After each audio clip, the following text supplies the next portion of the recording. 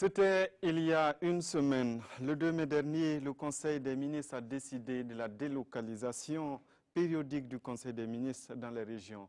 La réunion hebdomadaire du gouvernement pourra ainsi se tenir à Dori, à Fada ou encore à Gawa ou partout ailleurs au Burkina, chef-lieu de région. L'idée est de se rapprocher des populations pour toucher du doigt les réalités, soutient le porte-parole du gouvernement. Depuis, la décision a créé une polémique au sein de la classe politique. Une sage décision prospective selon la majorité qui salue l'initiative. Mais l'opposition y voit une balade ministérielle pour lancer une pré-campagne avant l'heure ou encore une autre dépense qui alourdit le train de vie de l'État. Les deux partis sont réunis sur ce plateau pour parler donc de cette décision. Bonsoir à tous, merci de suivre le débat contradictoire sur la RTB. Vous êtes à Controverse. Pour en parler donc ce soir, nous sommes avec M. Kevin Sanou du Mouvement du Peuple pour le Progrès. Avec nous, M. Moussa Zerbo de l'Union pour le Progrès et le Changement de l'opposition. Avec nous aussi M. Abdoul Salam Kaboré de la Coalition pour la République. Il est de la majorité. Et avec nous, M. Yves Milogo, du Congrès pour la démocratie et le progrès. Vous êtes de l'opposition. Bonsoir à tous. Bonsoir. Merci d'avoir répondu à notre invitation. Vous avez donc suivi le décor. Cette précision, avant de revenir à vous, pour dire aux téléspectateurs qu'il est possible en deuxième partie d'émission, lorsque nous aurons fait 1 heure sur ce plateau, que les téléspectateurs participent en composant le 25 40 79 03 ou encore en postant leurs questions ou commentaires sur le hashtag controverse RTB. Alors, M. Zerbo, on va commencer par vous, puisque en termes juridiques, on va dire que c'est vous qui accusez. Après cette décision, donc le 2 mai, on l'a dit, on a vu un communiqué, même si les autres aussi ont sorti leur communiqué, mais l'UPC et l'opposition, notamment puisque pendant la conférence de presse du CEFOP qui s'est tenue hier, il y a eu, non mardi plutôt, on a encore entendu cette expression balade ministérielle que le gouvernement organiserait dans les régions. Pourquoi justement vous considérez que cette décision est plutôt une balade et non appropriée?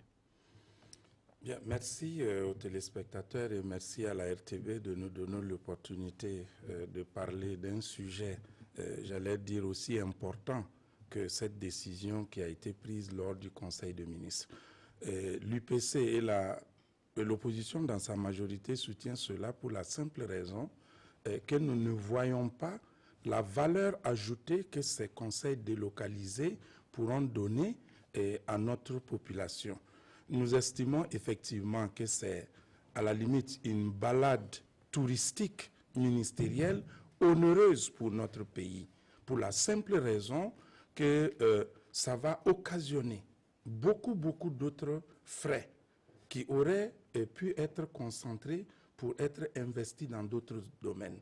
Nous ne savons pas, puisque jusque-là, le contenu ne nous a pas été donné. Il faut dire qu'il n'y a pas beaucoup de détails. Oui, il n'y a pas beaucoup de détails. Nous ne savons pas. Est-ce que en délocalisant, c'est ce qui va changer les décisions qui seront prises? C'est la question que nous posons. Et est-ce que c'est en délocalisant que les problèmes des Burkinabés trouveront des solutions? Autant de questions que nous nous posons. Et nous pensons également aussi, puisque j'ai dit que c'est onéreux, pour la simple raison que on ne nous dit pas comment est-ce que le gouvernement se rendra dans ces différentes localités. Lorsque nous savons que la plupart de nos ministres, c'est des V8, nous savons ce que ça fait en termes de consommation. S'il faut mobiliser tout ce monde, les délocaliser dans une région. Et ce n'est pas aller le matin et revenir le soir. Forcément, cela va engendrer que l'on puisse dormir dans des hôtels, que l'on puisse se déplacer avec tout son staff. Et vous savez pertinemment que cela ne peut que coûter aux contribuables burkinabés. D'accord. Voilà. Monsieur Kevin Sanou, c'est une décision onéreuse. Vous, au sein de la majorité, vous parlez plutôt d'une décision sage et prospective. Là, l'opposition estime que c'est une occasion d'ouvrir une fenêtre de défense encore pour l'État. Merci beaucoup pour cette opportunité que vous nous donnez d'éclairer donc l'opinion publique nationale et internationale vis-à-vis donc de ce que nous appelons une accusation de l'opposition qui me paraît être dénudée de fondements d'argumentaire. D'autant que lorsque vous voyez la délibération en Conseil des ministres, il n'est dit nulle part que ce sont l'ensemble des ministres avec leurs véhicules qui seront alignés et chaque mercredi pour se rendre dans les différentes régions de notre pays pour aller alors en tout cas sacrifier à cette exigence hebdomadaire donc du gouvernement. Alors c'est, j'allais dire, une manière d'aller très vite en besoin au niveau de l'opposition que je comprends bien, nous comprenons, parce que cette décision a dû semer une espèce de trouille dans le rang de l'opposition qui n'a pas souvent le temps d'aller en campagne, en fait, enfin, excusez-moi, pas en campagne, à l'intérieur du pays pour aller croiser donc ceux-là qui ont porté leur confiance sur eux. Alors les gens attendent que ce soit les subventions de l'État qui soient partagées aux partis politiques pour aller vers les électeurs. Mais qu'à cela ne tienne, il ne s'agit pas du MPP qui va vers, donc, à l'intérieur du pays pour aller croiser ses électeurs. Il s'agit du gouvernement qui est la partie opérationnelle du pouvoir en place, et qui va vers, donc, en tout cas, les régions où des grands moyens ont été déployés pour faire la transformation structurelle de notre pays avec l'apport des partenaires techniques et financiers à travers le PNDS, des gens qui ont eu confiance donc à notre gouvernement, au président du FASO, en octroyant les milliards dont vous êtes tellement bien au courant. Et il va falloir donc aller toucher du doigt d'abord les réalités, comme cela a si bien été dit et que cela a été soutenu par la majorité. Il s'agit donc en marge de ce Conseil des ministres de permettre aux citoyens de ces localités d'avoir des échanges avec les membres du Conseil, mais également de permettre au gouvernement, lors de ce Conseil, de se déplacer sur les différents chantiers qui sont en train d'être déroulés pour toucher du doigt la réalité, de voir, comme l'ancien président de l'Assemblée le disait, paix à son âme, Salif Diallo, docteur Salif Diallo disait, de ne pas se fier au rapport qui quitte les différentes localités pour venir en conseil et différents aveuglement confiance, mais que d'avoir la latitude de se déplacer pour aller toucher du doigt la réalité.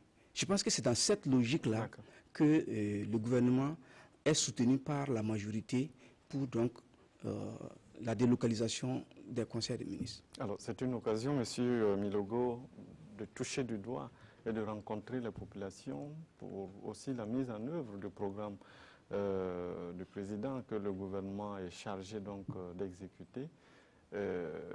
En principe, cela, selon la majorité, doit être normal. Merci de me donner la parole. Je salue les téléspectateurs. Bon, sans revenir sur les éléments qui sont totalement pertinents qu'a donné donc l'honorable, mais je pense que le gouvernement n'a pas besoin de déplacer tous les ministres pour aller toucher du doigt les réalités. Voilà. Je pense que c'est un gouvernement qui est, bon, je ne reviendrai pas sur certains éléments, mais qui apparemment n'a pas de programme. Alors, déjà, délocaliser un conseil des ministres dans les régions, bon, ça dénote de plusieurs éléments. Le premier élément, il fragilise d'abord les structures de l'État qui sont dans ces localités.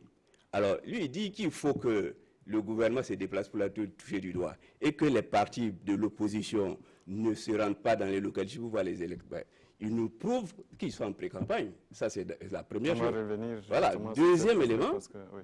Mais ça veut dire quoi? Nous avons des préfets, nous avons des collectivités territoriales. Ça veut dire que le gouvernement, s'il se déplace, il fragilise l'autorité et la crédibilité de ces dispositifs. Donc, à moins que, effectivement, ce que disait l'honorable, ça ne soit qu'une démarche touristique, comme effectivement notre pays est dans un état que nous n'avons pas suffisamment de touristes, il faut que le gouvernement donne l'exemple. Le gouvernement veut donner l'exemple d'une visite touristique donc à l'intérieur. Merci M. Gongo de nous donner l'opportunité de nous exprimer ce soir sur un sujet capital qui est la décision du 2 mai dernier du Conseil des ministres qui consiste à délocaliser la tenue des sessions du Conseil des ministres dans les différentes régions. C'est un acte qu'il faut saluer pour la simple raison que, je cite le père de la Révolution qui a dit, Thomas Sankara, qui a dit simplement que c'est bien d'être au 10e étage et d'observer, de regarder, de comprendre le peuple. Mais c'est encore meilleur d'aller sur le terrain, d'être au rez-de-chaussée, de se confondre à la masse pour comprendre sérieusement ce que la population vit. Donc, c'est ce qui nous a inspiré à soutenir l'acte du gouvernement qui va consister à sortir dans les différentes régions et apprécier l'effectivité, l'efficacité du référentiel de développement qui a été déroulé depuis l'élection du président Roch-Marc Christian Kaboré sur le terrain. Ça me désole de constater que non, mon cher ami Zerbo dit que c'est une balade touristique. Je pense que non, le travail d'un gouvernement doit être pris au sérieux parce que c'est la vie de la nation qui en dépend. Et je pense qu'en se déplaçant dans la boucle du monde, les Zerbo ne vont pas refuser. Je pense qu'au contraire, vous allez applaudir et vont toucher du doigt les réalités de la localité en question. Donc, je pense que Monsieur faut Zerbo, saluer cet acte-là. Si le gouvernement se déplace à Dédougou, vous n'allez pas en pleurer.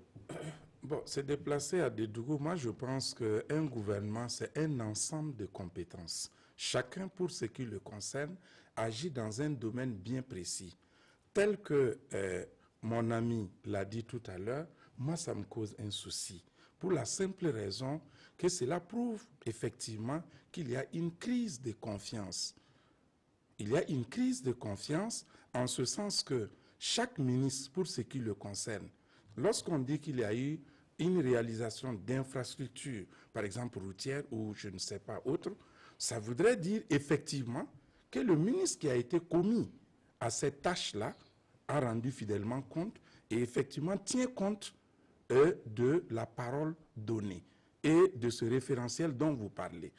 Maintenant, pour appuyer, je dis qu'il y a, le gouvernement est représenté au niveau déconcentré déjà, à travers nos gouverneurs, nos hauts commissaires, nos préfets et les collectivités décentralisées qui font ce travail. Si le gouvernement, vous ne pensez pas ici que c'est leur prouver que leur travail là, ça ne sert à rien et que le gouvernement aille, on a besoin que tout le gouvernement aille toucher du doigt les réalités. Je vais vous relever un fait. On aurait compris s'ils étaient des élus comme nous. Les élus que nous sommes, nous avons obligation et nous avons le devoir d'aller vers les populations pour nous enquérir de leurs difficultés et de voir et constater, contrôler l'action du gouvernement. Nous allons contrôler l'action du gouvernement. Ça fait partie de nos attributions. On aurait compris cela. Mais dans les attributions du gouvernement, il ne lui revient pas de sortir en masse. Et vous avez dit qu'un aspect, je ne sais pas, ces conférences, bon, je l'appelle comme ça, hein, ça serait une conférence publique avec la population, ou bien c'est pour aller s'enfermer encore entre les quatre murs, échanger comme on le fait à Ouaga. Si c'est le cas, je pense que là, c'est barré. Ça ne sert à rien. C'est une balade, je suis désolé, c'est du tourisme déguisé. Et comme dans la seconde partie, on va revenir là-dessus. J'insiste là-dessus, il ne revient pas à un gouvernement de se déplacer dans sa totalité dans une région pour savoir réellement ce qui se passe. Je pense que chaque ministre a une compétence bien précise. Vous allez répondre. Il y a une crise de confiance d'abord avec les représentants de l'État au niveau déconcentré, mais il dit aussi que ce n'est pas du ressort du gouvernement de se déplacer forcément dans sa globalité sur le terrain pour superviser les activités. Vous savez ce que je pense, et l'honorable Zerbo ne dit pas réellement l'objet de sa peur. La peur réside dans ce qu'ils disent que le gouvernement va pour donc une pré-campagne. Même quand il parle de tourisme, c'est une manière de maquiller ses arguments pour les faire passer. Sinon, ce qui se dit, c'est très simple. Je prends d'abord le coût. Pour ce qui concerne le coût, il ne s'agit pas, comme je l'ai dit, d'allier des V8 pour y aller. Un gouvernement post-insurrectionnel ne peut pas se permettre aujourd'hui d'allier 37, 40 V8 pour aller à un conseil de ministres délocalisé. Ça se fera en covoiturage? Il y a le système de covoiturage qui est là. Il y a le système de transport en commun également qui est là. Je pense que lorsque la majorité a accepté ce projet, c'est après avoir vu clair dans l'organisation pratique, l'organisation matérielle. D'accord. L'organisation pratique aujourd'hui, c'est quoi? Dans l'organisation pratique, comme je vous l'ai dit, il y a des localités même pour lesquelles le Conseil des ministres va se tenir et les gens reviennent parce que la distance ne permet pas que les gens y dorment. D'abord, en plus de ça, vous avez le covoiturage, comme je l'ai dit, et vous avez également le transport en commun qui est là.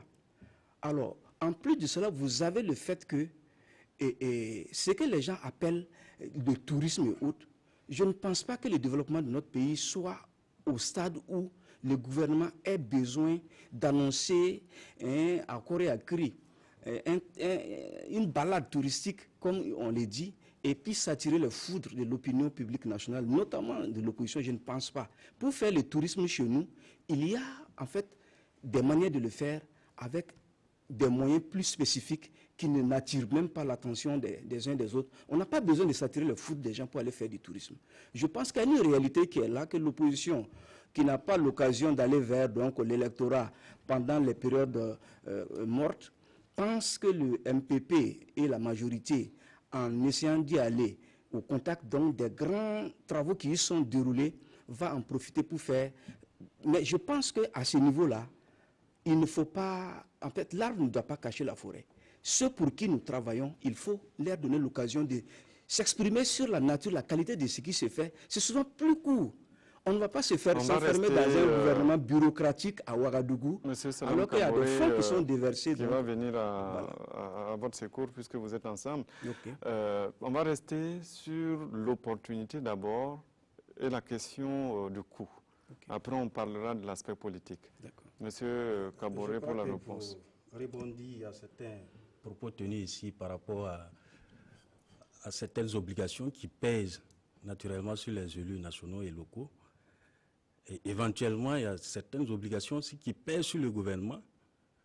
Donc, je m'inscris en faux quand M. Zerbo dit que non, au regard des différentes lois que nous disposons, le gouvernement ne peut pas se déporter dans une localité pour observer de visu. Dans sa globalité, hein, pas des oui, dans sa globalité, puisqu'il est responsable de l'exécution des différents projets et programmes qui sont menés sur le sol burkinabé, au profit des Burkinabés. Donc, dans ce contexte-là, le gouvernement peut, par outre mesure, aller sur le terrain et puis constater, je ne vois pas en quoi il y a un problème de se déporter dans telle région et constater ce qui est fait sur le terrain. Alors, M. Ndogo, qui lève la main déjà. Oui. On va revenir effectivement par rapport aux éléments importants par rapport à cette décision. On va analyser froidement les charges liées à cette décentralisation. Il faut de la logistique, ils en ont parlé. Alors, cette logistique, aussi, nous avons un chef de l'État avec un gouvernement qui se déplace dans une région, il faut de la sécurité. OK. Pendant que nous avons des difficultés pour sécuriser le Nord, il faut sécuriser notre chef d'État et son gouvernement parce qu'il se déplace d'une région à l'autre. Ça veut dire on a des moyens pour sa sécurité, on n'a pas les moyens pour ceux qui demandent d'aller travailler tous les jours. Bon, ça pose un problème. Alors, ça pose aussi un autre problème. Est-ce que Kosiam, il y a de l'insécurité à Kosiam pour qu'il soit obligé de sortir? Ça aussi, il faut qu'il nous le dise. Si c'est le cas, on sait que nous sommes en train de perdre notre pays. Bon, alors, donc il faut aussi qu'il nous précise ces questions-là. Bon, mais nous dire que le fait d'aller sur le terrain, ça permet de toucher les grands travaux, par rapport à leur PNDS. Bon, le Premier ministre... C'est le PNDS de tous. Oui, le PNDS qu'ils ont inventé, mais que nous, on ne voit pas encore. Mais vous êtes dans Ouagadougou, contrairement à ce qu'il dit, nous sommes sortis. Nous sortons dans les régions, vous avez dû voir aussi dans les médias. Mais quand j'arrive à Banfora, j'attends de voir ce qui peut se passer, mais seulement je constate que la Sosiko est en train de mourir. Quand je vais à Bobo, c'est chez moi, c'est chez nous. Donc je me rends compte que les entreprises sont en train de mourir. Quels sont les grands travaux qui sont à Bobo? C'est justement pour constater comment... Justement, ils ont besoin de se déplacer tous pour aller constater. Ça veut dire qu'il y a quelque chose qui ne marche pas. Ils ont des élus qui sont de la majorité, qui sont plus nombreux, donc qui peuvent se déporter dans ces régions pour venir rendre compte. Ça veut dire que le gouvernement a constaté que ces élus ne sont plus fonctionnels. Il faut qu'ils courent au secours de ces élus. Peut-être c'est un danger que je vais relever. Vous savez pertinemment qu'en se déportant dans les localités, le gouvernement même s'expose à certaines sanctions. Je prends par exemple la zone du Nord, où les gens se disent un peu délaissés, où nos militaires n'ont même pas de bouclier. Ça, c'est un. Deuxièmement, lorsque vous prenez la région des Hauts-Bassins, et mon frère Milogo vient de le dire, les industries sont en train de mourir. Et promesse a été faite à la jeunesse en 100 jours j'allais dire, de balayer le chômage, j'allais dire, de notre environnement. Un autre engagement qui a été tenu, qui a été pris là-bas, c'est de faire de cette ville-là une capitale économique digne de ce nom. Au lieu de ça, c'est des usines qui ferment et on ne voit pas véritablement le décollage économique venir. Je vais encore à l'est, dans la zone... Hein? L'insécurité, parce que vous... Oui, l'insécurité, puisque moi je pense par exemple que la zone du Sahel, que nous sommes en train de perdre, on gagnerait. Peut-être que le gouvernement doit se concentrer véritablement pour nous dire concrètement qu'est-ce qu'il y a. Vous allez me dire qu'il y a le programme d'urgence pour le Sahel. On est d'accord. Mais qu'est-ce qui est fait véritablement pour sécuriser, pour permettre aux enfants qui sont en train qui ne vont plus à l'école?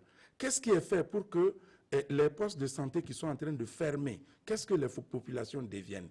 Et quels sont ces gens qui sont en train de mourir? Je vais terminer par la zone de l'Est. En se rendant dans la zone de l'Est, la question de la route est là. Ce sont des engagements que ce gouvernement a pris. Donc moi, je pense que c'est même dangereux et ils vont même aller soulever la colère de ces populations-là parce que sur toute la ligne-là, toutes les promesses électorales qui ont été faites, rien n'a été tenu jusqu'à l'heure où nous vous parlons. Monsieur Milogo. Monsieur Sano. Pardon, Monsieur Sano, oui. Alors, d'abord, il y a le danger que vous attisez quelque part la colère de la population sur vous. Non. Et puis, M. Milogo vous pose la question, est-ce qu'il y a insécurité à Kosiam pour que peut-être le gouvernement puisse fuir entre griffes leur lieu de réunion habituel? La question de mon vis-à-vis, mon frère Milogo ne mérite même pas une réponse. Et j'ai tantôt dit que par rapport à cette sortie, il ne s'agit pas de rester dans la bureaucratie en s'enfermant à Kosiam pour faire tous les conseils des ministres. Ça, c'est un. En ce qui concerne ces sorties, comme nous l'avons si bien dit, lorsque vous prenez le cas, par exemple, de la région du Sahel, vous avez parlé du programme d'urgence pour le Sahel, par exemple. Moi, je m'inscris en faux lorsque vous dites que les gens seront en colère. Moi, je pense que c'est des propos politiciens pour attirer alors, les regards sur vous par rapport au fait que vous pensez que vous avez raison, alors que non, aujourd'hui, de se déplacer dans la zone du Sahel, la région du Sahel, le gouvernement qui va y arriver, les populations vont sentir que leur préoccupation est prise au sérieux et que le gouvernement n'a même pas peur d'y venir, vivre les réalités avec eux, partager les réalités et même prendre certaines informations en direct au lieu que ça passe par le circuit traditionnel qui peut même être un circuit assez long et permettre donc rapidement que des décisions soient prises par rapport justement au programme qui est en train d'être mis en œuvre relativement au programme d'urgence du Sahel. Ça va permettre aux populations d'être fières de leurs gouvernants, de savoir qu'ils n'ont pas peur Ils ne vont pas se terrer dans la peur à Ouagadougou, mais ils viennent là-bas en sachant qu'il y a des risques. Ce que vous dites, Monsieur Milogo, qu'on va dénuder, la sécurité du président, c'est une sécurité qui est permanente. Il ne s'agit pas de dénuder les autres parties de la sécurité pour venir habiller la sécurité du président. Lorsque le président se déplace, c'est les mêmes éléments qui l'accompagnent. Et donc, on n'a même pas besoin de déshabiller Pierre pour habiller Paul. Et le gouvernement n'a pas peur, n'importe quel endroit de ce pays-là, d'y aller parce que ce sont des Burkinabés qui y sont. Souvent, lorsqu'on prend des exemples sur l'étranger, lorsque c'est l'opposition qui prend l'exemple sur l'étranger, on applaudit. Lorsque le gouvernement veut prendre l'exemple, on n'est pas d'accord. On prend le cas, je prends le cas des Américains. Lorsqu'un seul Américain a un problème à quelque part, le président non seulement il met sa bouche dedans, mais il va voir et on vous dit que lorsque vous touchez à la vie d'un seul Américain, on va vous poursuivre et on va vous mettre la main là-dessus. Nous n'allons pas certainement faire comme les Américains, mais le président du Faso, depuis sa prise de fonction, a un regard très pointu sur la vie des Burkinabés dont il est garant et il estime qu'il n'a pas à piquer une trouille lorsqu'il s'agit d'aller toucher les réalités d'un Burkinabé et de pouvoir donner des instructions directes pour que des changements soient entrepris pour améliorer les conditions de vie matérielles et sociales de ces Burkinabés-là.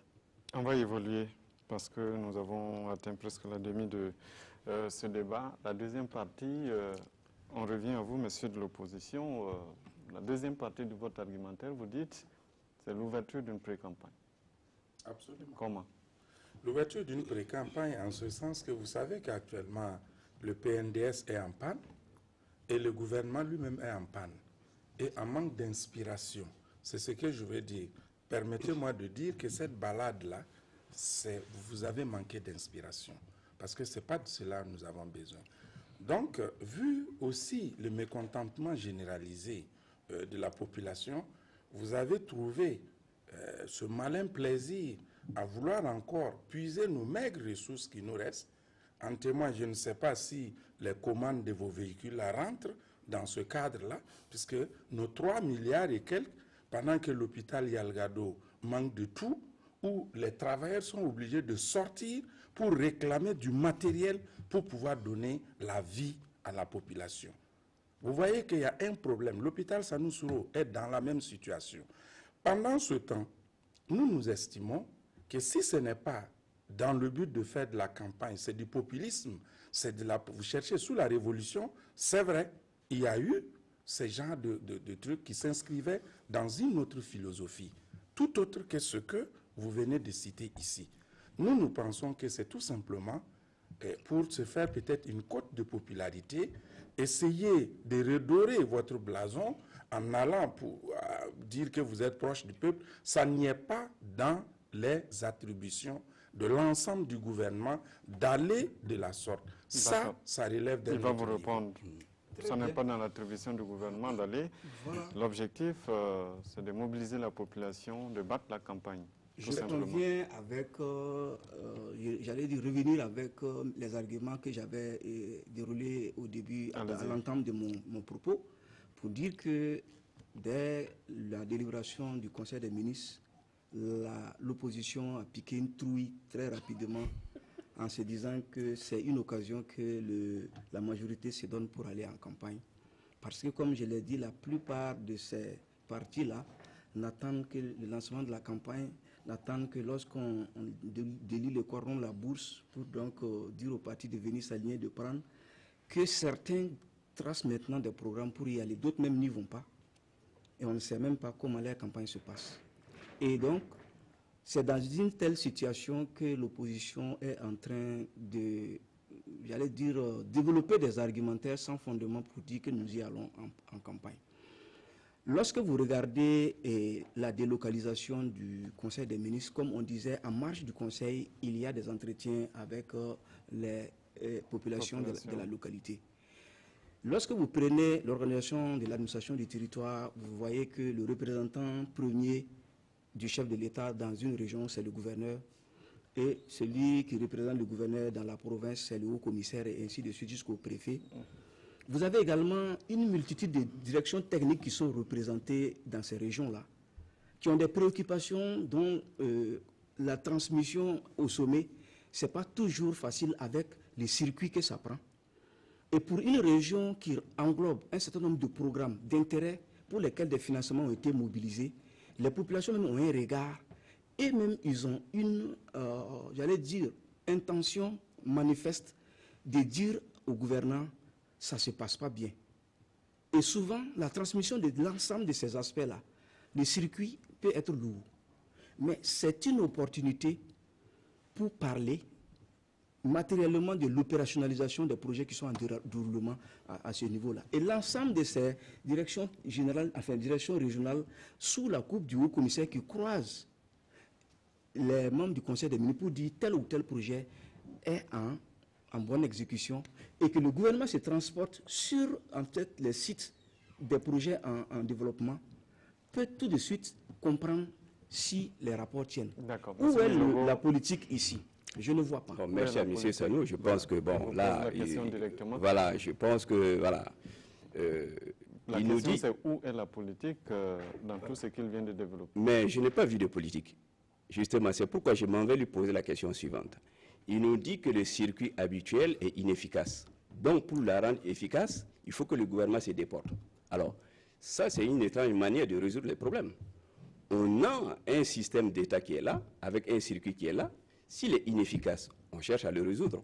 On ne vient pas le parasiter pour se proposer. C'est pourquoi nous disons que c'est une pré-campagne. Alors, dans cette pré-campagne, je pense qu'elle est mal inspirée. Elle est totalement mal inspirée parce que ces populations ont d'autres attentes que de venir vous voir, leur dire que vous faites des projets. Oh, personne ne voit ces projets, c'est vous qui les voyez. Voilà. Bon, vous parlez de ces projets-là, moi je ne sais pas. Je n'ai pas fait toutes les régions, mais quand je me rends à Fada, je cherche. Voilà. Quand je suis à Waïoué, je cherche. À Bobo, n'en parlons pas.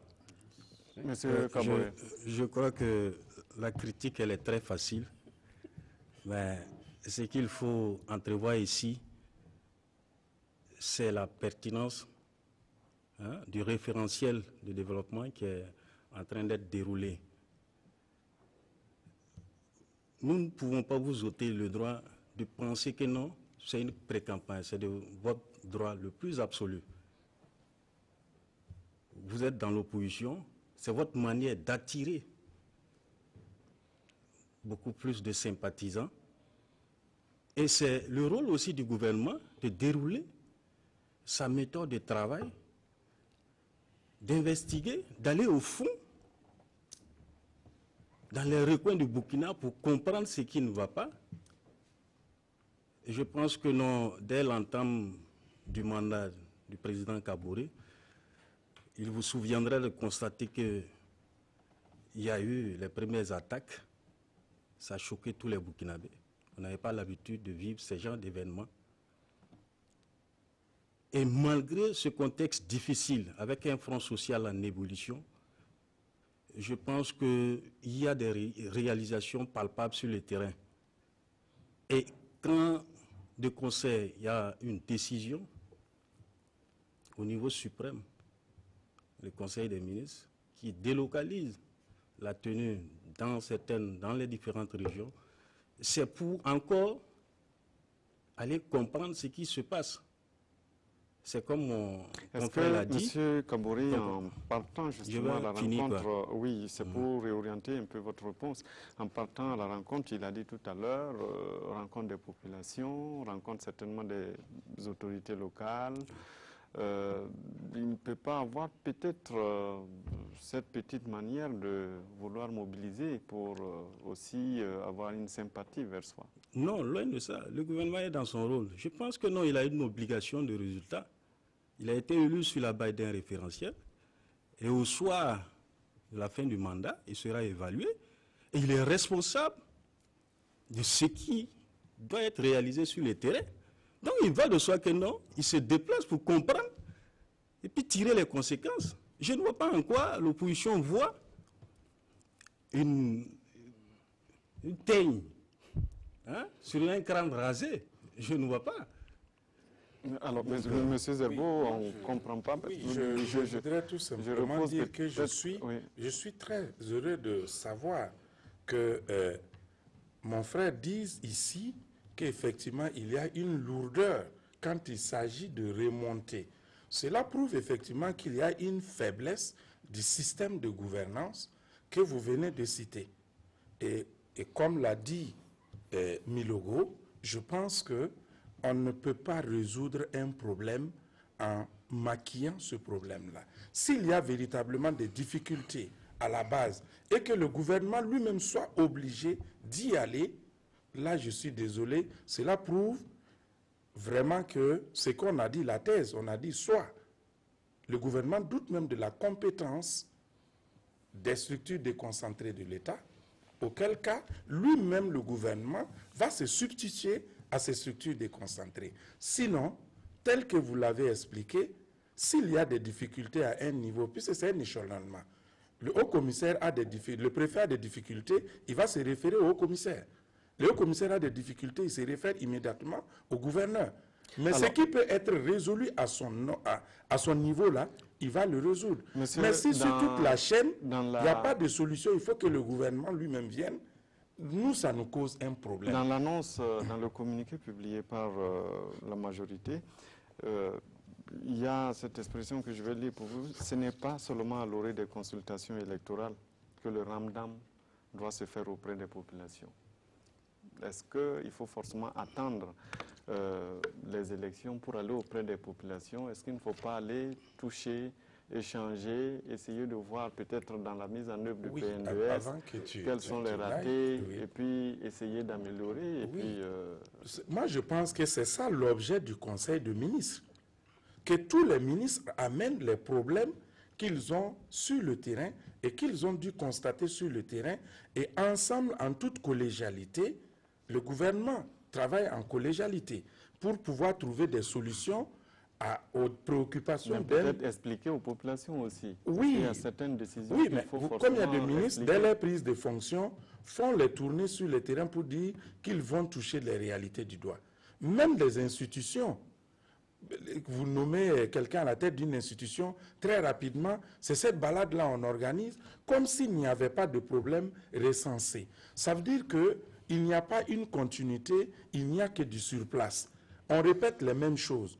Donc, on nomme quelqu'un aujourd'hui, un ministre, il tourne, il rencontre les directeurs régionaux, c'est pour toucher les réalités du doigt. Vous voyez un ministre dans un champ, vous voyez un ministre par-ci, et vous pensez que ce n'est pas suffisant.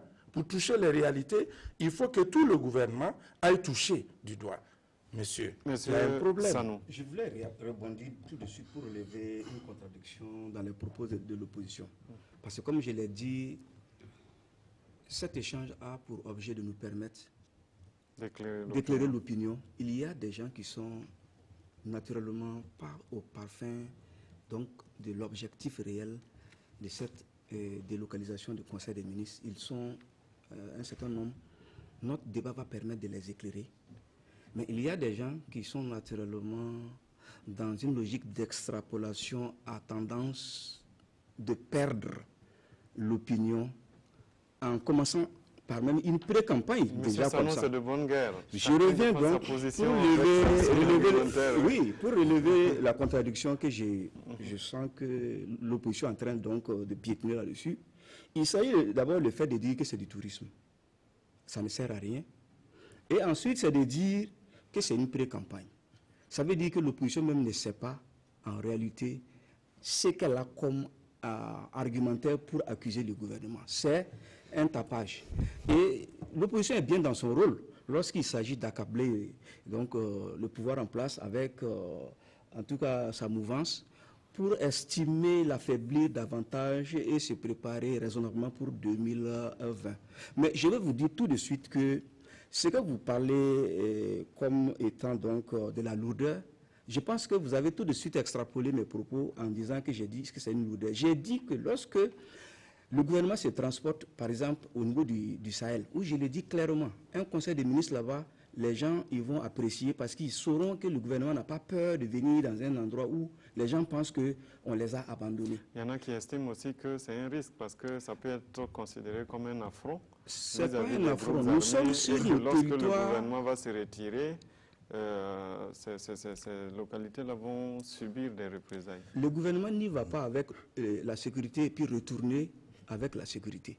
Donc, je disais tantôt que le fait de parler de lourdeur, moi je pense, je n'ai pas dit que c'est toute la chaîne administrative qui sévit dans une lourdeur. Non, j'ai dit que lorsque vous avez un ensemble de remarques que les gens regroupent pour transmettre au niveau de la hiérarchie, souffrez avec moi que le circuit administratif, ce n'est pas un feu que vous allumez de l'autre côté, ça prend de l'autre bout de la chaîne. Il y a des procédures. Et lorsque le gouvernement se déplace et se retrouve dans la localité, le fait de prendre sur place, c'est encore plus efficace que d'attendre et de transmettre. C'est de ça que je parle. Sinon, je ne remets pas en cause le fait qu'il y ait une lourdeur administrative. Sur la question pré-campagne électorale. Voilà, pour ce qui concerne la pré-campagne, le MPP n'a pas besoin, avec la mouvance, de démarrer une pré-campagne. Parce que nous avons une structure opérationnelle qui est le gouvernement, qui fait un travail et qui se donne le droit d'y aller. Et le peuple lui a confié un mandat sur la base donc un certain nombre d'engagements, de résultats à atteindre. Et le gouvernement pense qu'il faille aller droit sur ces projets. Je voulais repréciser, M. Bango, juste à... Vous aurez droit à la parole tout de suite, M. Milogo. Nous, on est inquiets. Premièrement, vous dites que c'est pour aller toucher du doigt les réalités. Mais si, quand il y a eu les premières attaques, le président avait dit « je m'en vais tenir mon gouvernement là-bas », nous aurons tous applaudi. Mais ça ne s'est pas passé. Si vous permettez, le président le président d'être allé tenir le conseil des ministres. S'il avait dit « voilà une zone qui est désertée, nous allons occuper cette zone-là et nous mettre ». Si nous avait dit ça, nous aurons tous applaudi. Mais on n'a pas vu un chef de guerre.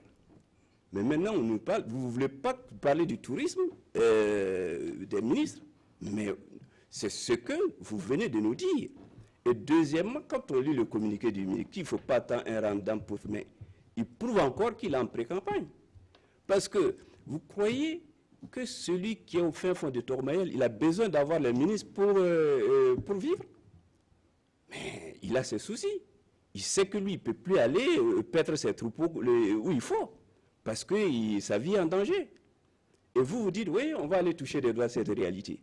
Ça veut dire que, premièrement, le système de renseignement administratif, vous ne lui faites même plus confiance. Mais oui, vous ne lui faites même plus confiance, sinon les informations remonteraient. Mais on a aussi les autres éléments de renseignement qui sont là. Mais si vous ne considérez pas ces gens-là, et vous dites que c'est parce que vous allez... Mais dites-nous, arrivez à enlever de notre tête que vous n'êtes pas en pré-campagne, puisque le communiqué même finit par affirmer cela. Je pense que non, il ne faut pas induire le peuple en erreur. Est-ce que ce n'est pas peut-être aussi... Je pense qu'il n'y a aucune crise de confiance. De faire de l'agitation sur le terrain. Je vais revenir. Je pense que non, il n'y a aucune crise entre les représentants du pouvoir public au niveau déconcentré, au niveau régional. Il y a une synergie d'action qui se fait. C'est comme l'a souligné mon confrère, qui disait tantôt que les rapports sont essentiels. Mais le fait de vivre l'expérience, ça n'est une autre épreuve. Et vous ne direz pas le contraire. Je pense que non, vous avez géré le pouvoir d'État. Vous avez... Avec ceux qui sont là. Je vous conviens. Donc c'est pour dire que... Voilà. Pour revenir au niveau de la marque de confiance que ce déplacement va susciter. Je prends l'exemple du Sahel. Je pense que si le gouvernement se déporte dans cette localité, il faut le considérer comme un acte de solidarité, un acte que le gouvernement pose en invitant l'ensemble de la population de la localité d'avoir une confiance à nos forces de défense et de sécurité, et également interpeller l'ensemble de la population de collaborer afin que notre ennemi commun soit totalement neutralisé. Mais il ne faut pas entrevoir cela comme une image de pré-campagne, comme de la balade touristique, un mot qui est trop fort à mon avis. Alors, donc, dans Monsieur son communiqué, M. Sanou, notamment le communiqué de l'UPC, il dit, je cite, « L'UPC invite par conséquent le président du FASO et le Premier ministre à abandonner immédiatement cette idée de tourisme gouvernemental et de se concentrer sur les véritables problèmes qui assaillent le Burkinabé. Aujourd'hui, est-ce que face à tout ce qu'il y a comme critique, parce qu'effectivement les réseaux sociaux se sont envolés après cette annonce, est-ce que le gouvernement continue ou bien vous allez au sein de la majorité retirer votre soutien et puis dire attendez qu'on explique d'abord aux populations, que les populations comprennent? Merci. Je pense que l'opposition en disant ça est bien dans son rôle. Il s'agit d'aller dans l'exagération extrême d'une situation qui ne l'est pas. Et aujourd'hui, il y a un certain nombre de personnes qui ont arrivé donc à induire en erreur avec la vision que l'opposition est en train de balancer. Nous sommes là sur ce plateau pour donner les argumentaires, pour leur permettre de comprendre, de savoir qu'ils nous attendent aux résultats, mais ils ont effectivement un droit de regard sur certaines de nos démarches, mais nous avons également une obligation de leur expliquer les tenants et les aboutissants de notre démarche pour les amener à comprendre. Ce qui est sûr sur nos résultats, il n'y a pas d'embâche. Je prends au mot le CDP en face qui disait qu'ils sont allés, j'ai l'impression qu'ils sont allés en province, et eux qui sont surtout allés en touriste parce qu'ils disent qu'ils n'ont rien vu. Ils ont choisi d'aller là où les oiseaux chantent, ou là où il y a les ruisseaux, ils sont allés faire les photos. Ils ont évité d'aller là où il y a les grands chantiers du PNDS pour ne pas se faire éblouir par les résultats qui sont là. Parce que ce que vous dites, ça s'est fait dans, j'allais dire, la circonscription de Ouagadougou, qui n'est pas le Burkina simplement. Lorsque vous allez là où les travaux se déroulent, les travaux du PNDS, en tout cas le programme gouvernemental se déroule, vous avez une satisfaction qui se lit sur les visages, les gens tiennent les propos. Oui, mais lorsque vous prenez déjà le lancement du tronçon Zabré, la voie qui devrait être Manga, tout de suite au lancement, les gens avaient déjà un ras-le-bol depuis un certain temps sous le CDP. Les gens ont vraiment formulé le vœu que ce tronçon-là soit goudronné. Ça n'a pas été le cas.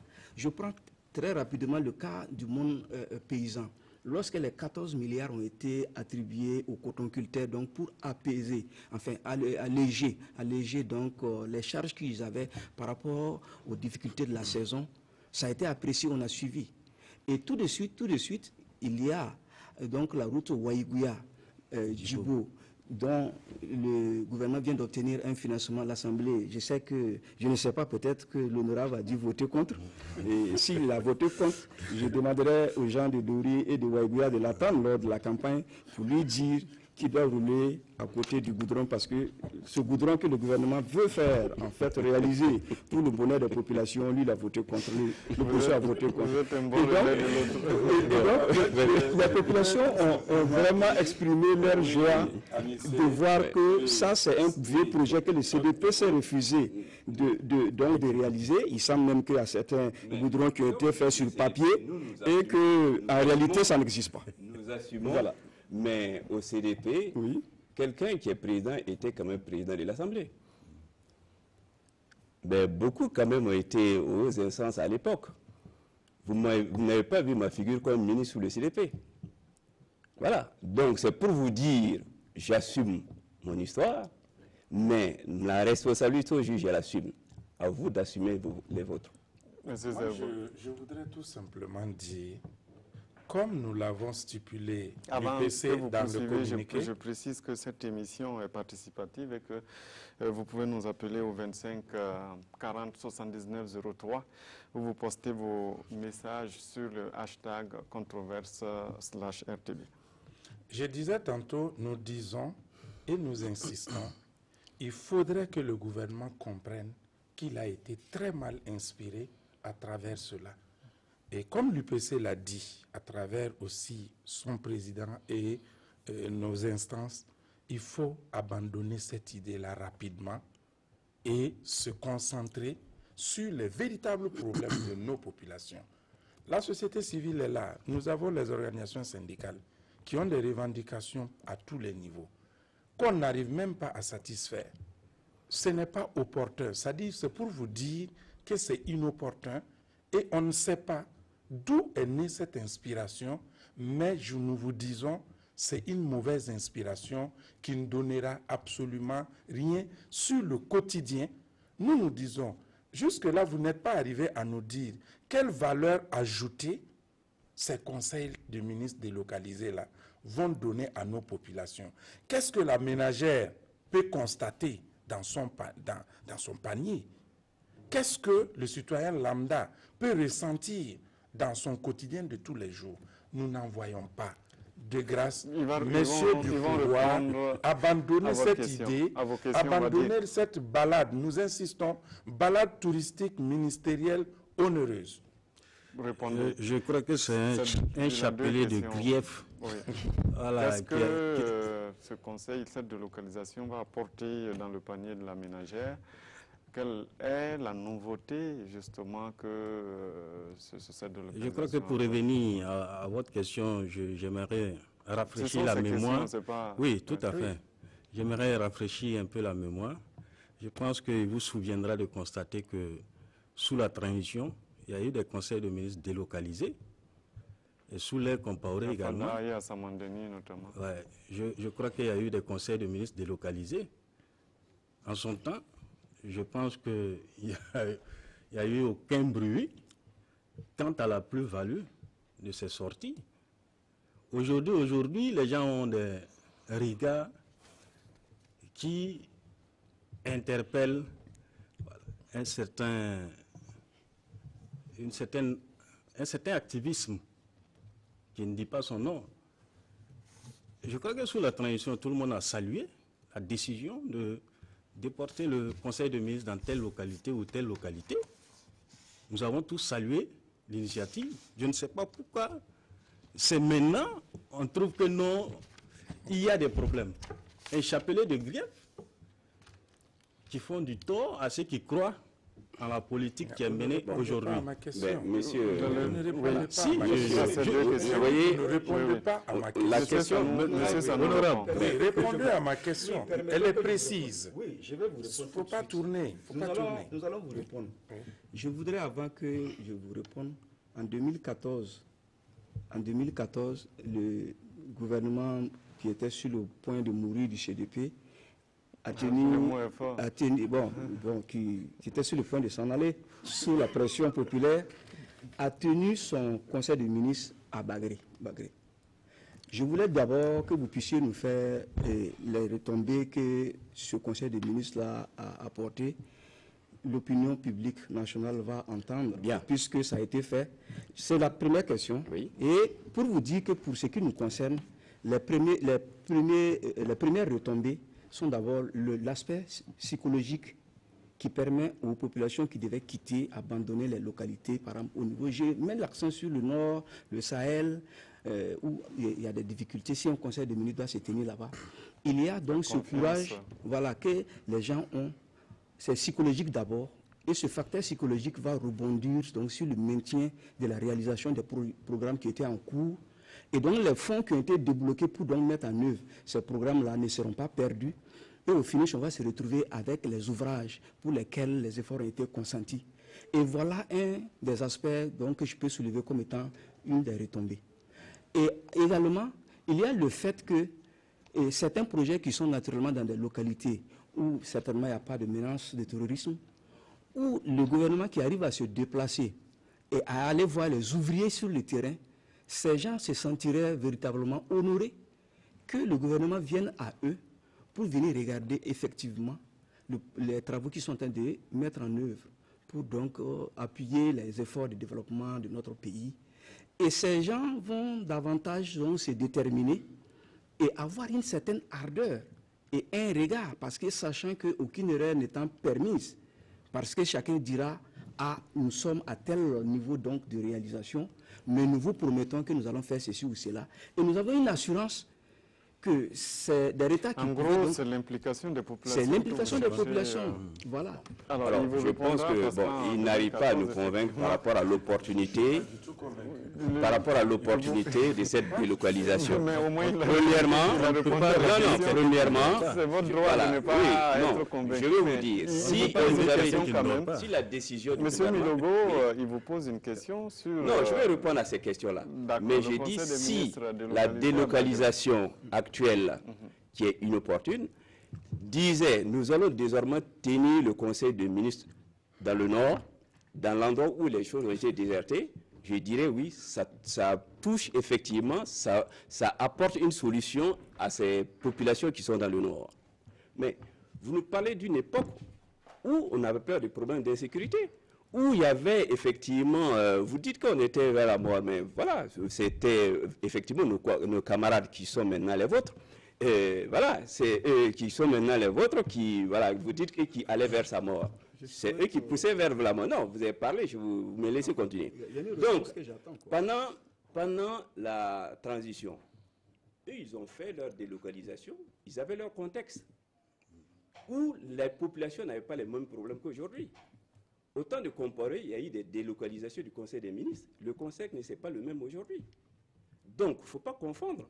Ce n'est pas parce qu'un acte a été commis hier qu'il faut forcément le commettre aujourd'hui. Ça veut dire que vous êtes des mauvais élèves, y compris de nous. Parce que vous voulez répéter ce que nous avons dans d'autres contextes. Vous déviez la question. Donc, ma question est de dire, quand on délocalisait à Bagré, Bagré c'était un pôle économique. Voilà. Donc, alors, mais un pôle économique, qu'est-ce que vous attendez comme retombée? C'est à vous de voilà. nous préciser. Donc, c'est pour vous dire, si vous pouvez dire, là, aujourd'hui, ce n'est pas moi qui dois répondre aux questions, c'est vous. Parce que nous vivons à l'époque d'aujourd'hui. Nous vivons à l'époque d'aujourd'hui que moi, quand je sors, quand je vais dans le nord, je tremble. Parce que je ne sais pas si je vais revenir. Les populations qui y vivent là-bas, j'ai des amis, j'ai des parents. Mais eux aussi, voilà, il y a des écoles qui ferment. Donc, nous, on dit, mais en délocalisant là, qu'est-ce que vous apportez à ces gens-là en termes de sécurité? En termes de valeur ajoutée par rapport au panier de la ménagère. Oui. Mais nous, on attend des réponses par rapport à ça. Vous n'allez pas me poser moi des questions, effectivement. Mais la question, monsieur Zerbo, qu'il pose aussi, il y a eu des délocalisations, ils ont cité, Bagré. Oui, c'est pour lui répondre justement. Il n'y a pas eu assez de bruit. Oui, il ne pouvait pas avoir de bruit parce que ça ne s'inscrivait pas dans le même contexte. Pendant ce temps, on précise que les téléspectateurs peuvent intervenir parce que nous avons passé l'heure de l'émission. Oui. Donc, les téléspectateurs peuvent intervenir. Allez-y. Donc, c'est pour leur dire, on n'était pas dans le même contexte. Les contextes ne sont pas les mêmes. Par exemple, vous parlez d'un seul exemple de délocalisation. Vous avez parlé de sous la transition. La transition était un cas exceptionnel. Mais vous, vous êtes venu dans un contexte où vous avez clamé haut et fort que vous êtes la solution. Vous êtes la solution. Mais aujourd'hui, je suis étonné. Si vous êtes devenu le problème, dites-le nous. Et moi, je reviens sur la question. Est-ce que Kosiam serait devenu invivable et vous avez besoin maintenant de fuir pour aller vous réfugier dans nos régions? Répondez-nous. Parce que oui, ils ont répondu, mais ça ne me convainc pas. Il y a une dame non, ça ne me convainc pas du tout. Pose une question là. Maïmouna Zerbo. Oui. Permettez-moi de passer à l'autre étape donc, de l'émission. Maïmouna Zerbo, je crois que la question s'adresse à vous. Le Conseil des ministres à Ouaga permettait-il en réalité aux Ouagalais de sentir le gouvernement proche des préoccupations? Ça, c'est vous. Et puis, en deuxième partie, elle dit ceci, certainement qu'à travers cette délocalisation, le gouvernement pourrait constater de visu le niveau de croissance réelle engendré par la mise en œuvre du PNDES et le comparer avec les chiffres annoncés devant l'Assemblée nationale en avril dernier par le Premier ministre. D'abord, vous, est-ce que, ici à Ouagadougou, en tenant justement le Conseil des ministres, ce conseil-là permettait aux Ouagalais de sentir le gouvernement proche? Très bien. Je pense que Ouagadougou, c'est la capitale politique. C'est le siège donc, du gouvernement, c'est le siège du Conseil des ministres.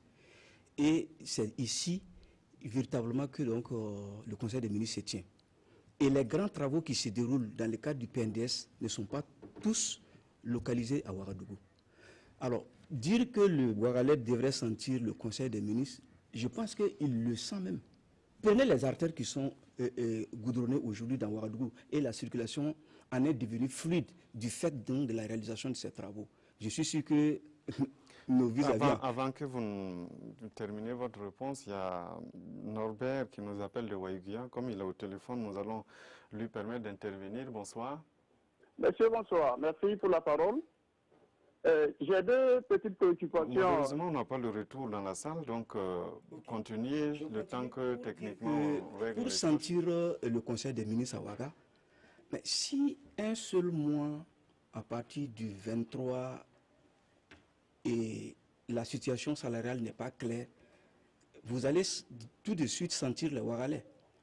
Alors, c'est ça aussi le Conseil des ministres. Hein. Je pense que la partie sensible même du Conseil des ministres, c'est les salaires. Donc, si un Burkinabé dit que lui il ne sent pas donc, le Conseil des ministres, alors ça veut dire que toutes les réalisations du gouvernement, c'est clair et net, pour que je vous parle véritablement des salaires, parce que ceux qui sont à Ouagadougou, chaque mois le salaire tombe. Vous avez donc, entendu le fait un seul que jour. les salaires tombent permettent aux Ouagalais de sentir que le gouvernement est proche. Oui, le gouvernement est proche. Ça c'est un des aspects parmi tant d'autres à Ouagadougou. Et j'ai parlé des travaux qui se déroulent à Ouagadougou. Et j'ai pris l'exemple donc des voies qui sont en bitumage. C'est lors des conseils des ministres que ces travaux, ces marchés ont été annoncés et les travaux également ont été exécutés et les Ouagalais le sentent. Il y a trop de choses qui se déroulent dans le cadre du conseil des ministres qui sont directement ressenties par les Ouagalais. On va aller dans le même sens. La téléspectatrice a posé une question claire. Je pense qu'il faut lui donner une réponse très précise. Monsieur Abdelkarim Je crois que la Kaboré. réponse qui a été donnée elle est très claire. À moins que certaines refusent Mais c'est la réponse qui n'est pas claire. Je crois que le Ouagalais, Pour vous, c'est pas clair. le Ouagalais ressent l'impact de la tenue de certaines des conseils de ministres à Ouagadougou.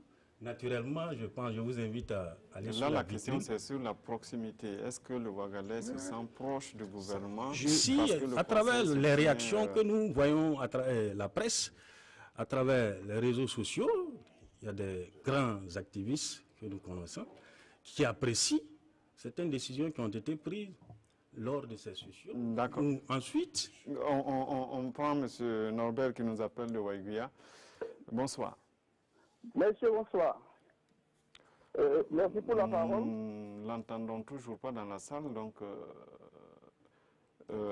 oui, allez-y. vous faites le tri là, vous faites la part des choses, vous allez voir que dans la majorité de ceux-là qui apprécient, que ce soit positivement ou négativement, ils viennent de la capitale. Donc ça veut dire à quelque part, il y a une appropriation de l'activité gouvernementale qui est menée au niveau central là, qui est appréciée par la plupart des Ouagalais. Maintenant, pour ressentir ce feedback au niveau régional ou dans les autres contrées, les plus reculées, je pense que non, en moins de ces sessions-là, il pourrait y avoir des rencontres directes et chacun pourra exposer. Alors, on va avancer, hein, on ne va pas faire de surplace. À vous maintenant de répondre à la question de Maïmouna Zerbo, qui vous demande, enfin, elle affirme que certainement que la délocalisation permettra au gouvernement de constater de visu la croissance réelle engendrée par la mise en œuvre du PN2S et puis de comparer avec les chiffres où vous étiez à l'Assemblée nationale. Oui, effectivement, vous avez vu, mais là, effectivement, nous relevons qu'il y a trop de contre-vérités qui sont, qu'on vient nous dire à l'Assemblée, par exemple, mais qui ne correspondent pas à la réalité sur le terrain. Peut-être en faisant foi aussi à ce qu'on vous fait remonter sans constater de visu. Maintenant, le problème, moi je pense que le fond du problème ne se situe pas à ce niveau. Ça se situe quant à la sincérité même des acteurs qui sont chargés de ces questions.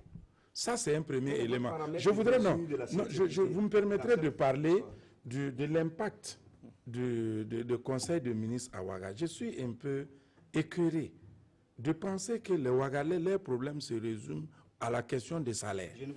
Non, attendez, j'arrive. Non, j'arrive. Il ne faut pas sortir le mot dans son contexte. Oui, j'arrive. Je n'ai pas terminé. Je pense que le mot a été dit.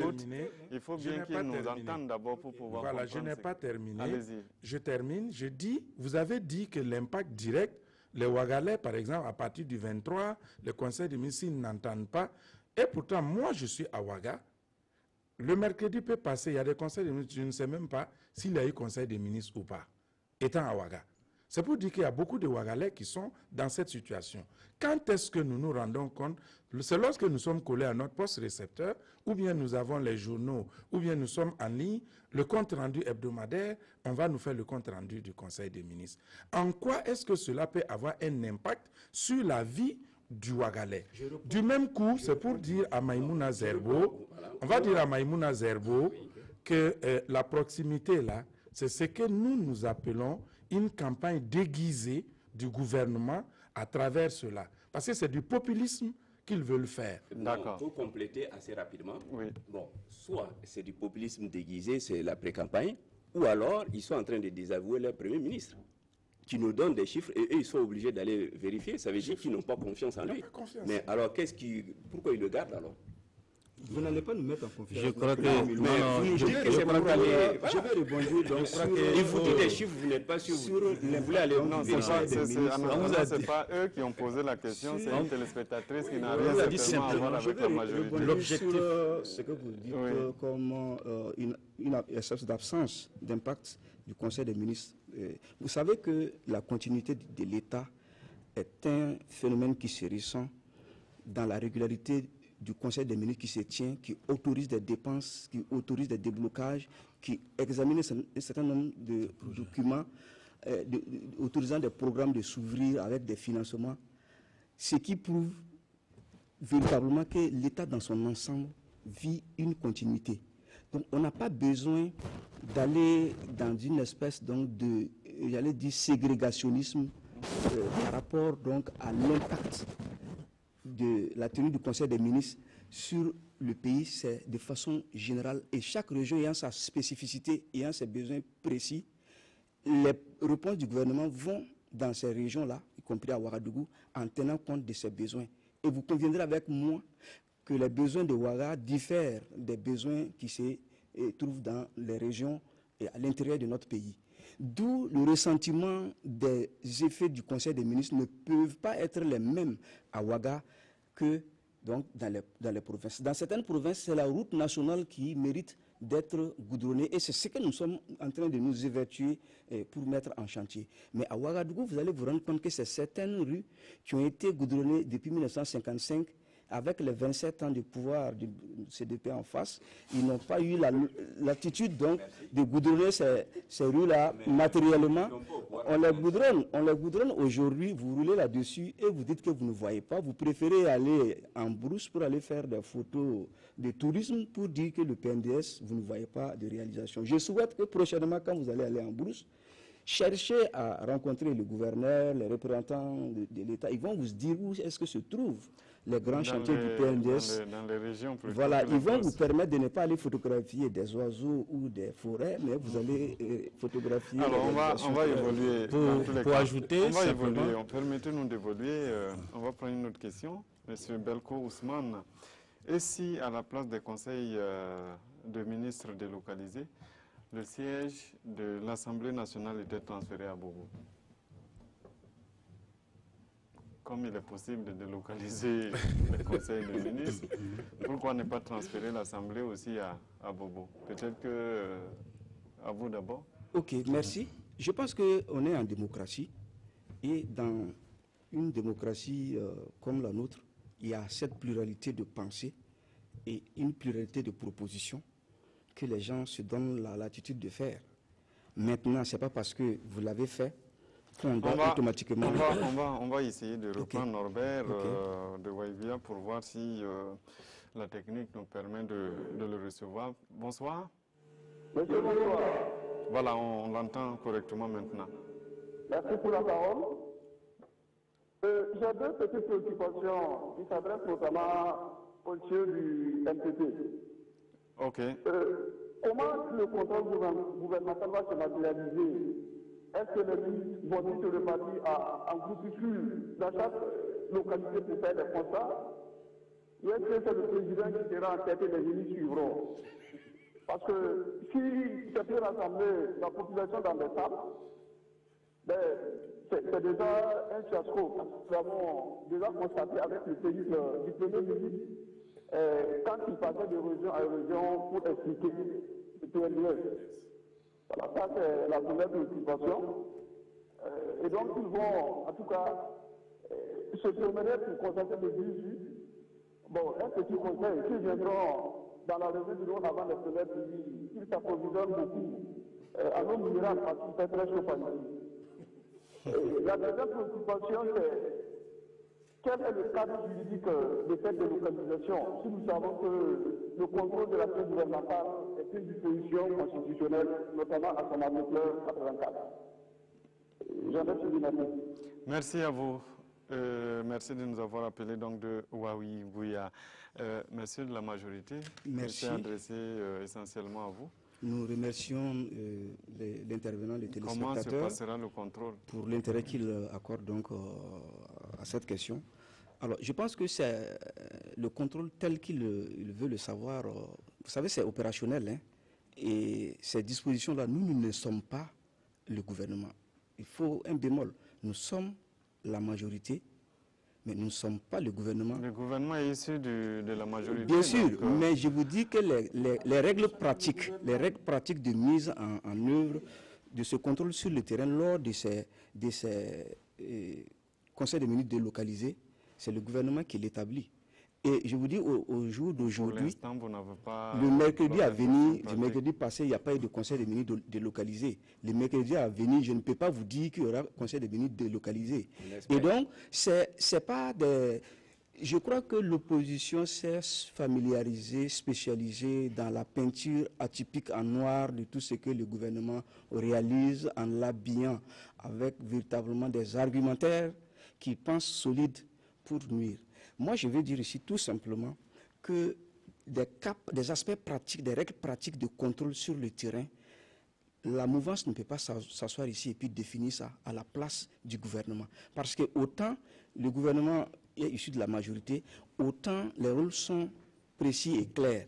Et nous n'allons pas aller vite en besoin en commençant à définir des règles pratiques ici, tout en sachant que le Conseil des ministres délocalisé, il n'y a pas encore eu une seule session et ces choses-là sont en préparatif.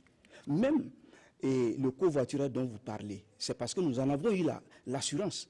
Et en ce qui concerne les transports en commun, pour ce qui concerne les membres du gouvernement, nous en avons eu l'assurance. Mais l'ensemble de tous ces aspects-là est en train d'être peaufiné. Parce qu'au lieu de penser de balade, on n'a pas encore une idée précise. Voilà, nous ne pouvons pas nous hasarder. De monsieur... Merci. Pour revenir à la première, je dirais simplement que ce sera très prétentieux ici de... On va répondre à la deuxième question de monsieur Norbert. Quel est le cadre juridique? Je crois que non, la décision a été prise en Conseil de ministres et c'est sous ce format. Allez-y. Ouais, c'est sur la base de ce texte. Je veux dire que, par exemple, l'Assemblée nationale, il a cité l'article, je crois, 84. Voilà. Oui. Ça, c'est des dispositions, voilà, ce sont des dispositions constitutionnelles. Oui. Là, est-ce qu'il y a une disposition légale, constitutionnelle, ou en tout cas un texte qui donne peut-être une prérogative au gouvernement d'aller contrôler des choses sur le terrain? Oui, je crois que si vous révisitez notre loi fondamentale, vous allez voir au niveau du titre qui parle typiquement du gouvernement, il y a des dispositions qui, à travers celles-ci, le gouvernement peut se déplacer sur les localités, de constater et d'évaluer toutes les réalisations se rapportant au programme qui est déroulé. Je n'ai pas la disposition en tête, mais si vous prenez le titre qui concerne... Pardonnez-moi, il y a un téléspectateur en ligne, donc on va... Allô? Bonsoir, et votre question, s'il vous plaît. Oui, bonsoir, M. Simon. Votre question. Oui, ma première question, c'est à savoir si les ministres vont rembourser les frais d'émission qu'ils ont déjà pris par rapport aux visites qu'ils ont déjà faites. Ma deuxième question... c'est un éclaircissement par rapport aux visites. Peut-être c'est par rapport aux mises à plat des salaires que le gouvernement est en train de sillonner pour sensibiliser la population. Et la troisième, moi, il n'y a pas un chantier qui est lancé au Burkina et le gouvernement n'est pas au courant. Donc, il n'y a pas une question d'aller sur le site pour vérifier. Merci, M. Belin. Voilà. Encore à vous. Oui, avant de passer, je voulais répondre à l'aspect de contrôle. Parce qu'on se trouve véritablement dans une situation ambiguë. Pour la simple raison que le gouvernement se trouve dans ce format que vous avez défini, joueur, arbitre, spectateur. Et il applaudit. Si le gouvernement s'engage dans ça, peut-on contrôler ce que nous-mêmes nous sommes en train de mettre en œuvre? Est-ce que ce n'est pas bon qu'un œil extérieur, autre que ce gouvernement-là, puisse constater et puis faire des observations? Et je pense que c'est ça le rôle de l'opposition, que vous refusez et vous balayez du revers de la main. L'opposition fait des propositions pertinentes. Mais comme vous êtes dans votre logique de continuer, de ne pas écouter, on ne peut pas être dans un véhicule et voir l'allure du véhicule en train de partir. Il faut que ce soit quelqu'un de dehors qui vous dise quelles sont les failles qui sont là aussi. Vous pouvez les déceler, mais on est dans ce cas-là. Réagissez et puis vous répondez à la question. On ne va plus revenir sur... Je rebondis pour vous dire que dans tout système d'audit, où c'est un œil extérieur qui vient, il y a ce qu'on appelle l'audit à blanc. L'audit à blanc, c'est un fait de celui-là même qui est maître d'œuvre, maître de l'ouvrage, je veux dire. Il fait d'abord, de par ses connaissances propres, la situation. Lorsque vous prenez, c'est parce que c'est l'ensemble du gouvernement qui bouge. Tous les ministres ont la latitude de bouger avec un ordre de mission.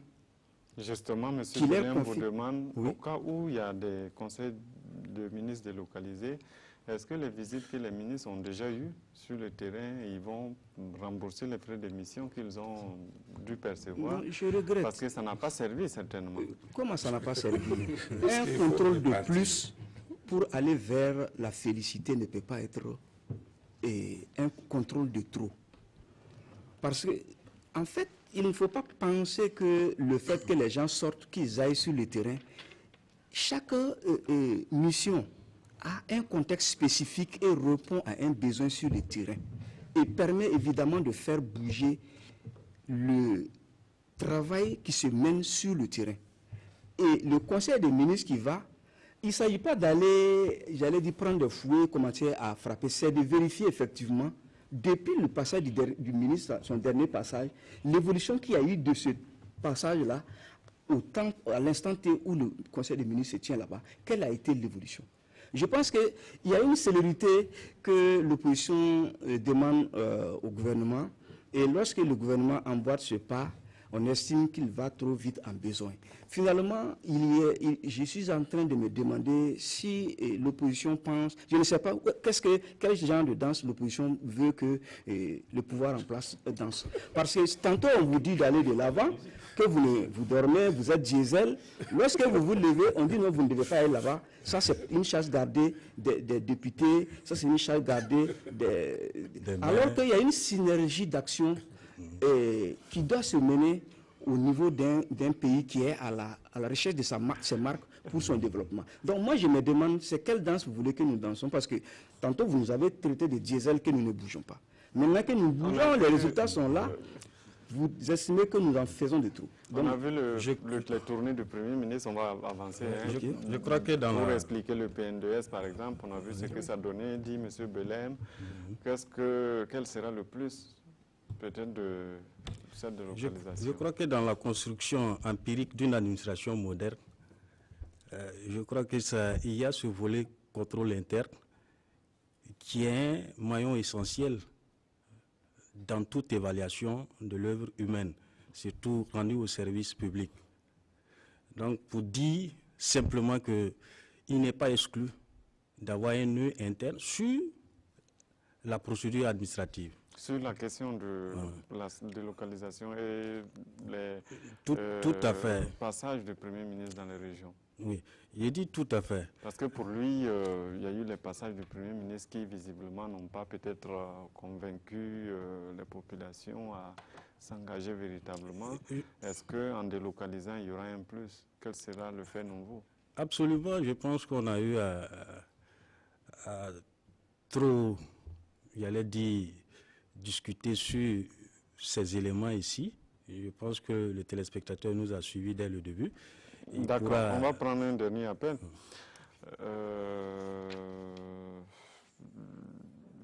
je crois que ce n'est pas encore prêt. Pour revenir au contrôle. Oui, allez-y. Voilà. Termine et puis... Oui, vous dites simplement que le contrôle interne dont M. Zerbo se fait le défenseur, j'allais dire, ou du moins se porte à faux, je pense que c'est un contrôle qu'il faut accepter dans le fonctionnement normal d'une administration. Vous prenez n'importe quelle administration, même à l'Assemblée, vous avez des structures de contrôle interne. Il n'est pas exclu qu'un œil extérieur vienne fouiller et évaluer.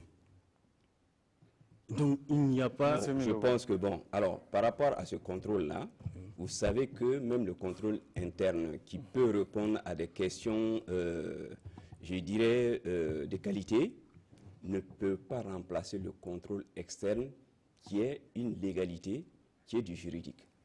Alors, donc cet aspect-là, c'est-à-dire c'est l'aspect constitutionnel. Pardon? On parle de l'aspect constitutionnel. Bon, puisque vous posez votre préalable sur le PNDS, mais vous êtes fort en histoire, puisque vous pouvez nous dire que nous avons eu des... On va prendre...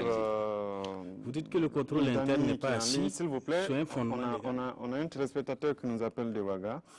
Monsieur Idani, bonsoir. Oui, monsieur Sinoguno, bonsoir. D'accord. En fait, moi, je voulais donc rapidement donner donc, un conseil donc, aux membres donc, de la majorité. Okay. Pour des questions comme ça, pour venir donc, défendre donc, la cause du gouvernement, il faut, moi je pense que ça mérite vraiment que ça soit donc bien préparé pour que les gens, il s'agit de donner beaucoup convaincre parce que ça fait vraiment chose. Maintenant, quand on regarde aujourd'hui la question donc quand on parle donc de balade ministérielle, on dit dans les régions, je crois que la fête nationale qui est dans les régions. Bon, je voulais savoir, poser la question à l'opposition. Est-ce que cette fête nationale a apporté donc un plus au développement des régions, oui ou non? Voilà. En plus de ça, quand on parle également donc d'insécurité actuelle, les soldats qui sont au front, la population qui vit donc le jour donc cette psychose, est-ce que c'est pas des Burkinabés? Moi, je pense que, bon, pour ma part, je pense que est-ce que ce ne serait pas intéressant qu'eux aussi, ils sortent donc sous cette climatisation-là pour aller goûter donc la chaleur donc, du Sahel, et puis donc cette souffrance donc, vit donc les populations pour vraiment prendre des actions fortes. Voilà, donc c'est ça donc un peu mes préoccupations, donc voilà. Merci, monsieur Idani. Merci beaucoup. Alors, est-ce que les commémorations du 11 décembre qui ont été délocalisées dans les régions n'ont pas apporté quelque chose à ces régions où justement ces fêtes ont été organisées? Alors, bon, il va compléter, mais vous voyez, il ne faut pas confondre la nature et voilà, la nature des choses, le genre des choses et surtout les contextes. La délocalisation de la fête nationale, ce n'est pas un conseil des ministres. C'est une manifestation nationale qui, en se manifestant, apporte dans ces localités-là des infrastructures, bon, au moins les populations et tout ça. Mais maintenant que ces infrastructures soient utiles, ça c'est une autre question. Mais au moins ça apporte des infrastructures. Ça apporte de la modernisation dans ces régions. Mais ce n'est pas à confondre avec un conseil des ministres, où effectivement, ils ne sont pas arrivés à nous faire comprendre que, alors, ils nous disent que c'est pour aller vérifier les trucs du PNDS. Il dit, voilà. Monsieur Idani, oui. Qu'en allant, par exemple, quand il prend le nord, ce sont des Burkinabés qui vivent là-bas. Je suis d'accord avec lui. Des difficultés, effectivement, qui sont dans la sécurité. Aller les rencontrer. Je suis d'accord. C'est un devoir. C'est un devoir du gouvernement. C'est un devoir du gouvernement et surtout du chef de l'État d'aller dans ces localités pour rencontrer. Donc, attention, il faut dissocier deux choses. Nous ne disons pas que le chef de l'État ou le gouvernement ne doit pas aller rencontrer les populations. C'est nécessaire, c'est même normal, c'est même obligatoire. Mais nous disons délocaliser un conseil des ministres dans des régions, dans des localités, ce n'est pas pertinent. Alors, je reviens rapidement par rapport à cette question du PNDS. Oui, pour dire que bon, c'est pour corriger un peu les trucs du PNDS. Je suis d'accord. Mais puisqu'ils sont forts en histoire, pour nous dire que nous avons... Mais le PNDS, vous savez que dans l'histoire, il y a eu aussi le SILS, la SCAD. Que disent les économistes par rapport à votre PNDS? c'est largement en deçà de la SCAD. Donc, on ne va pas revenir sur le débat. Donc ces éléments, c'est pour vous dire que si vous êtes fort à je répondais à la question de M. Idani. Oui, pour répondre à la question, il a parlé des 11 décembre délocalisés. Oui. Mais les 11 décembre, ça c'est une célébration nationale. Les natures ne sont pas les mêmes. Et personne ne peut nier la pertinence des délocalisations des 11 décembre. Nier cela, moi je pense que c'est faux. Il y a des infrastructures qui sont réalisées, tant des logements, tant des infrastructures sportives, tant les routes et tout ce qui s'ensuit. On est tous unanimes là-dessus. Mais nous disons, messieurs, et nous répétons, c'est le Conseil de ministres délocalisé qui n'est pas pertinent. Et pour rebondir sur l'autre aspect de la question, à savoir que cela, c'est des Burkinabés qui vivent. Nous, on aurait compris que le gouvernement organise une sortie pour dire c'est pour aller communier avec les populations. Aller passer 72 heures. Sans dire que c'est non, je dis par exemple, j'arrive, pour que le gouvernement décide d'aller passer 72 heures d'activité, tout ce qu'on connaît, et pour rassurer et puis dire qu'il communie avec la population. Mais le Conseil de ministres, nous disons, ça n'apporte absolument rien en délocalisant. Ça, il répond et puis on termine parce que... Je remarque malheureusement que le point de vue sur lequel vous êtes accroché avec des arguments qui ne tiennent pas du tout, c'est les mêmes arguments sur lesquels vous êtes. Moi, j'ai fait une conclusion simplement que l'opposition n'a pas un grain de solidarité nationale en elle. L'opposition ne développe aucun sentiment de solidarité nationale vis-à-vis des populations qui sont en souffrance dans les différentes régions donc, de notre pays et estime, sinon pousse le gouvernement à les abandonner à leur triste sort, qu'ils puissent se débrouiller et se tirer d'affaire des difficultés dans lesquelles ces populations-là se trouvent. Alors que le Burkina Faso étant dirigé par vous ne réagissez pas, vous êtes en train d'ouvrir une autre brèche où je suis obligé de leur donner la parole. Je dis que c'est... Il faut nous convaincre. Vous êtes en manque de sentiment de solidarité nationale vis-à-vis de nos populations, parce que je vous ai déjà dit que la présence d'un conseil de ministres dans une localité, j'ai toujours pris l'exemple du Sahel, il y a d'abord un aspect... Ça permet de rassurer et d'apporter la confiance. Partager les difficultés, partager les... Merci, messieurs, d'être venus sur ce plateau. Je précise que nous avions donc sur ce plateau monsieur Kevin Sanou, du Mouvement du Peuple pour le Progrès. Avec nous ce soir, monsieur Moussa Zerboul, de l'Union pour le Progrès et le Changement. Avec nous aussi, monsieur Abdoul Salam Kabouré, de la Coalition pour la République. Et puis avec nous, M. Yves Milogo du Congrès pour la démocratie et le progrès. Merci d'être venu. Merci à tous de nous avoir suivis. Merci à toute l'équipe technique, tous les journalistes qui nous ont aidés donc à préparer et présenter cette émission. Bonne suite de programme. Le journal tout à l'heure avec Ruth Beniwatara.